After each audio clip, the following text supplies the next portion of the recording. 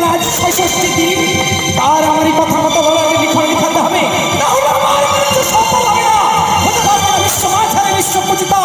তাই তো ৬৬ দিনে বিধাতা যাইবে তার লড়াইয়ে লিখন লিখতে, তার পমত্তা রোধ করে আমারই কথা মতো লিখন লিখাইব, না হলে দ্বাদশ বস্তরে লেখাপড়া, দ্বাদশ বস্তরে বিয়ে রাতে মা সর্বনাম খাইবে আমারই লাগে।